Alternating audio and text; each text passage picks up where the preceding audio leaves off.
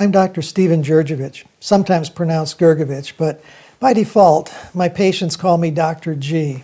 I want to start by mentioning that the research literature on clinical hypnosis, or medical hypnosis, I'll use those terms interchangeably, point out that one of the key ingredients for the effectiveness of hypnosis is the therapeutic rapport between therapist and patient.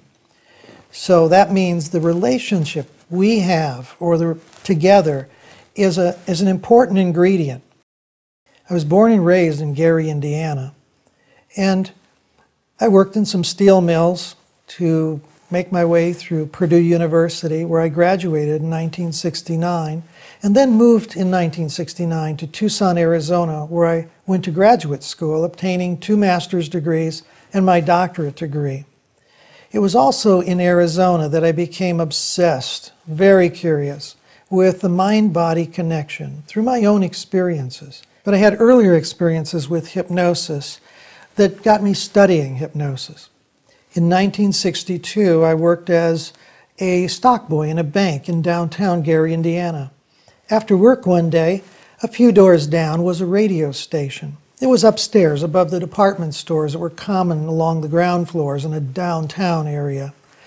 I went upstairs, and there through a large window, a glass panel, I could watch a live broadcast where a radio announcer had a round table with a psychic, a medium, a witch, and a hypnotist.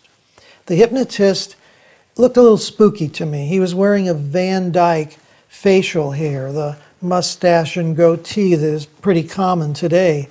But in 1962, that was pretty much reserved for scary movies or spooky movies or hypnotists. And one question posed to him was, can you hypnotize anyone? And he turned and saw me behind the glass pane and pointed directly at me, saying I could hypnotize him. It shocked me. I was scared, and I literally ran out of there. I bolted out of the radio station, and on my way home, I stopped at the public library, and the librarian fished out a 2-volume set of books on hypnosis entitled Medical Hypnosis by Dr. Louis Wolberg, a physician at the New York Medical College. It was written in the late 40s, and as I devoured these books, I discovered hypnosis wasn't anything like what I saw on television or in the movies. Hypnosis, he described, talked about medical applications, and I immediately put it to work to overcome my phobia of needles. I had been petrified of getting shots.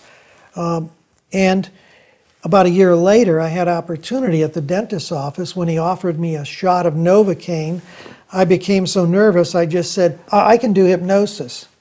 And he said, fine. I've studied some of that, and I have many patients that have used hypnosis.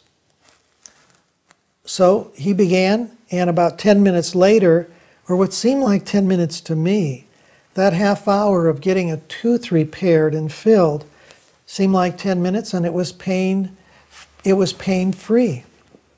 Since that time, I've never used any anesthesia for dental procedures, and have taught a great number of people how to overcome their dental phobia, and once they do that, they also choose to forego the anesthesia, or many do.